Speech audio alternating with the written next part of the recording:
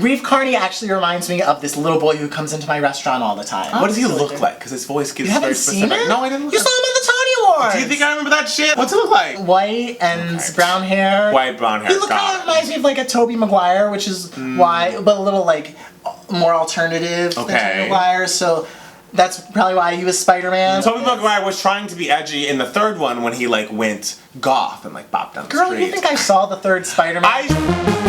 Hi everybody, welcome back to 2Gay Mads. It's Matt Palmer. And it's Matt Steele. And today is a day many of you have been asking for. I know, weeks in the making since the cast recording came out. Yes. And it's my fault that it took this long. I wasn't gonna say it. The day it came out, I started listening to it in the car, and then a series of bad things happened in said car, including me being stuck in traffic and including like a phone call that was not great. So I was not paying attention to Hadestown as I was listening to it, and therefore I was not invested in the story, and therefore I got to the middle of Act 1 and I was like, I don't want to listen anymore. I don't care. And I was like almost done with it, and he texted me, he's like, I can't review this. And then I come home and I was just like, I'm sorry, I couldn't get through it. Like, I just didn't care. I could tell that it was good. I could tell that what I was listening to was good, but like, I just didn't care. And he was just like, I liked it. I did! I thought it was nice! I couldn't, I mean, but everyone thinks I'm the diva of the two of us, but clearly. I was having a moment. You really were.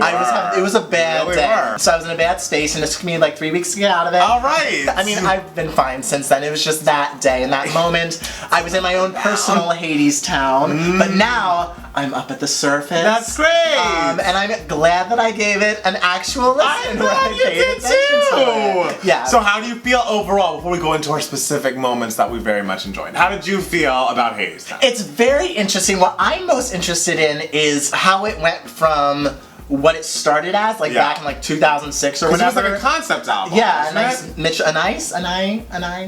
Oh, I don't know how to say it. Okay, it's a she, but okay. She, well, it's I don't know her name. It's the first musical to ever win Best Musical with an all-female. Oh right, you told me that because I was like, woof, Tonys. It started off as a show, like a small show, and then she made it a concept album in 2010, and then she connected with Rachel Chapkin, and they developed this longer show that became what it is today. Imagine working on something for that long, for 13 years. Like, I know you worked on Devos for like 5, 6, 8, whatever.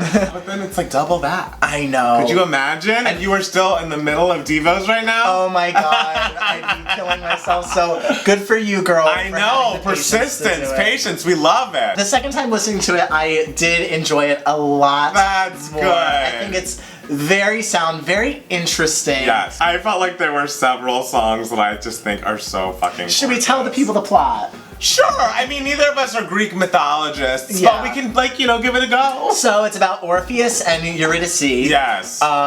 And, oh, this is hard. I told you! I love that that's all we could do. Orpheus meets Eurydice, decides he will marry her. Yes. On sight. She's like, and then she gives into it. Yeah, because she's like a realist, because she's like, I'm poor, and like, life sucks. Right, and I've been independent this long, do I need a man? And he's like, oh, I play music, and it's like, ugh, hey, some musicians are cool. So then they get together, but they're both poor, and so she is like, gosh, I wish he'd get a job instead of trying to write this song that's gonna like bring summer or whatever. It's like Roger in Rent. It's just like, are you done with that song? That one song. It's taken you forever. I must say, the one song though is excellent. I mean, unlike Roger in Rent. She gets very hungry, Eurydice, so she decides to go with Hades, who comes and gives her a proposition. Is like, you know, do you want to have money? Do you want to have a job? And do you want to live, you know, more stably and have food? And she's like, yeah. And guys, we want all those things. And that's the thing, is when you're hungry, you do make bad choices, but this one felt real bad. Like, I feel like, and I get that it's a show and we gotta make it obvious, but like, have you seen a more obvious villain than Hades? That is one thing about the show. Hades' songs where he's singing like so low, it's like, A, you know how I feel about bass soloists, like, get him out of here.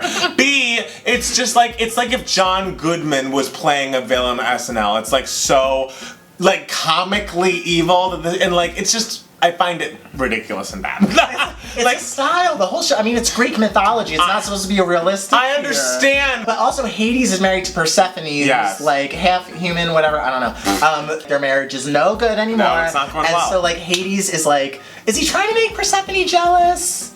I don't know what. I think Whatever. He's not happy. he think he was wound up because Persephone was like, I want to be somewhere else. I want to be out in the world. And he's like, some people want to be locked up in a cage. Yeah. And so he was looking for a girl who wanted to be locked up in a cage. And she was like, I want out. I'm hungry. I need oatmeal or something. Yeah. So she goes down to Hadestown. Yes. And spoiler, it's a factory. it's like a factory where like people are enslaved and they have no feelings and blah blah blah blah blah. Bad. She signs her life away. Orpheus is like, oh no, where's my girl? And Hermes, who's like narrating the whole thing, is like, but also is like wingman and like, I don't know, Hermes wears a lot of hats. yeah, he's like the narrator, the Greek chorus, if you shall. True.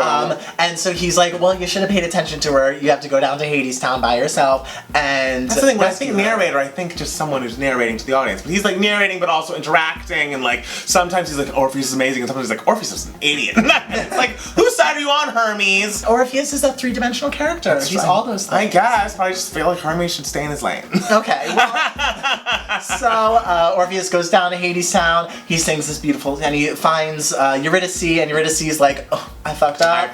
Then Orpheus is like, I'm gonna sing this song I've been writing to Hades. His little heart's gonna melt, and so Hades, his heart melted. Because the song is truly gorgeous and stunning, and I remember when I first heard it the first time through, it was like when I heard Burn on Hamilton, I had to like go back again. And every time I've listened to it now, I've had to go back again. It's lovely. Obviously he's like building up to it throughout the show, but once he gets to the final version, it's like, king. All right. King. I mean, king of vocals, king of writing the next baby face, guys. I mean, Hades is like, well, what the hell? Like, I feel bad, and I want to let her go because I know if I keep her down here, like, I'm gonna look like an asshole and she's gonna look like a martyr. But also, if I let her go, then like all my other little factory slaves are gonna be like, oh, you're a weak king. So this is what I'm gonna do. I'm gonna say, you can go, but she has to follow you behind, Orpheus. And if you turn around at any point to look at her to make sure that she's still there, then she has to stay here forever. So the ball's in y'all's court. And of course, Orpheus fucks it up. He does, but honestly, she left in the first place. True, but like she left because of him in the first place. It wasn't because of him. She was hungry. She could have gotten her own job. They both need to get it together.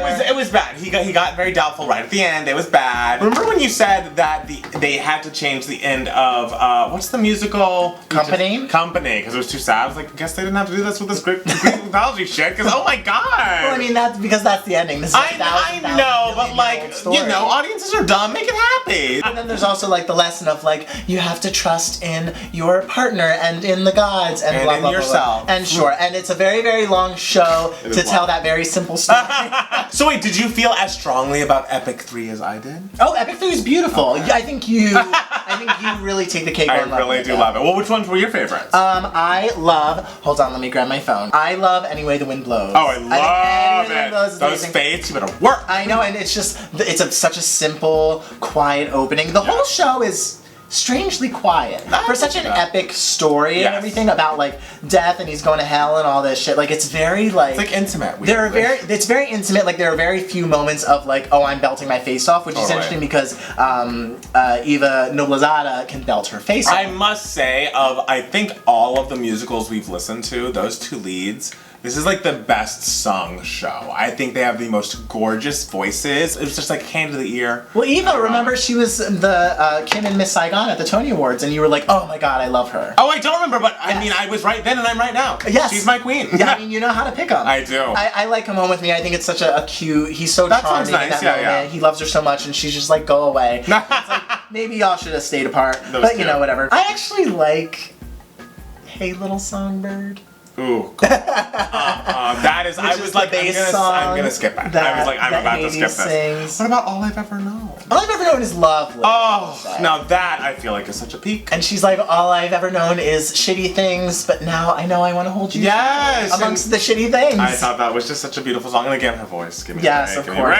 When the Chips Are Down is a bop. Yeah, I mean, anytime the fades come on, it's like, I'm with this. Okay. Wait For Me, I think is beautiful. Oh, stunning. Stunning, and you saw on the Tony Awards the staging with like, there are these like lights hanging from strings, and they're like tossing them back and forth. It's beautiful. I know, because I liked it listening to it, but I just know I would like it a lot more if I actually saw the staging and everything. So wait, they did Wait for Me at the Tonys? Yes. I don't recall which one they did, but that one did stick with me very early, but maybe it's because I've heard it before. Yes, that makes sense. Why We Built the Wall, I will say, I was thinking, oh my god, this is so obvious with the Trump of it all, but then you read it, it's like, oh, this predates Trump. This was written... This was...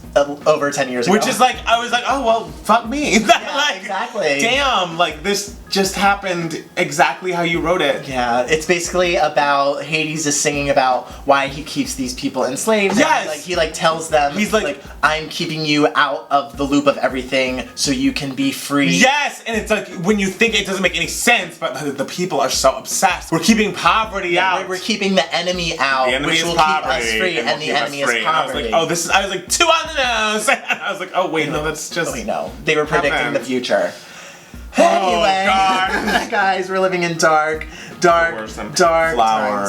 Flowers is lovely. So sweet and lovely. And Yes. it's just like, yeah, you fucked up, bitch. And what did she say? It's like, I hope you find me in this bed I made. And that's the thing is, even at the very end, I'm like, you did choose this. Like, you did, like, not even like, you got there and you went, saw it, and you're like, I'm gonna go home. You were like, yeah, I'll sign my life away. Yeah. So, like, sure, this is Orpheus' fault, but it's like, Eurydice. And I hate to side with the man. Oh my god. I've never done it. But you chose this. Yeah. I also really love near the very, very end, Doubt comes in. That one's great. I love Doubt I mean, comes in. that's when he turns everything around. changes. And she's just like, hey, it's me. Hey, she's like, bye. And he's like, it's you. And she's like, yeah, it's fucking me, bitch. Like, I'm right here. I was saying, why weren't they just like chatting with each other? I think that was like, against hey, you still there? I think that was against the rules. They couldn't hear each other. Like, the whole point was that they were having, like, mind troubles all the way through. So, I mean, the whole thing is essentially, like, symbolic anyway. Yeah, it's all fantastic. It didn't really happen. It's about true story. I mean, come on, it's about the gods. I thought the songs were just so beautiful, and I can't speak enough about how beautiful the Orpheus and Eurydice vocalists were. You love Reeve. Reeve Carney, Spider-Man on Broadway. Is he still? Did he break his leg or something? No, he's doing pretty well. I mean, true, but I felt like a lot of people got hurt in that show. Yes, but not Reeve Carney. All right, and not Patrick Page, who was Hades. Oh, well. Who was the villain in Spider-Man as well. Oh, so the main cast didn't get hurt.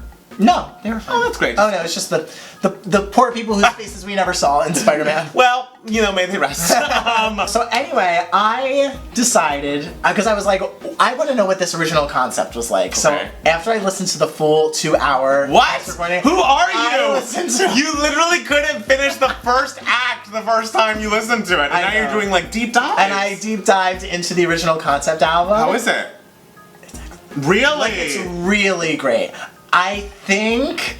Do you prefer it to the show? I don't know. Because the score is very, very good, but it's very long. It is long. And it's the length of an average show, but it's very long in relationship to how simple the story is. Yes. Like, it's a Greek mythology story. These stories are meant to be very short and concise and simple, so there's a basic lesson to be learned. And of course, to stretch it out into a 2.5-hour musical, they expand characters and they make things last a little long. So stretching out a simple story like this, you kind of feel it a little bit on the cast recording. I'm sure when you see the staging, it doesn't feel like that because there's so much happening. Right. How long is the concept album? It's an hour. It's less than an hour. And are all the songs on the concept album, they all make it to the final show, or did some get cut? All the songs that are on the concept album from 2010 are in the show. Is Epic 3 on? Yes, but it's Epic 2. Okay, there's only 2 epics. That's fine. But it's not as nice as Epic 3. Epic 3 is now. Yeah, because it's a little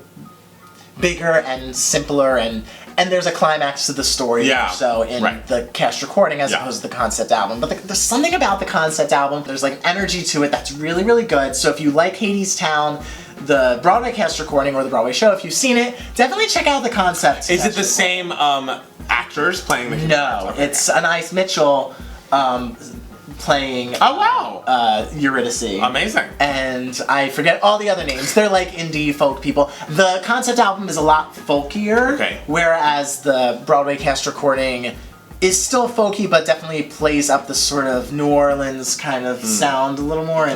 and plays into the whole factory Right. sort of setting more. Well, I will be listening to it tomorrow because I love the freaking cast recording, so hopefully Yeah. I love the concept album just as much. Yeah, and it's shorter. Yeah. So it's more to the point. But yeah, tell us below, have you seen Hadestown? Have you listened to the cast recording? What are your favorite songs? Are you as obsessed with Epic 3 as I am?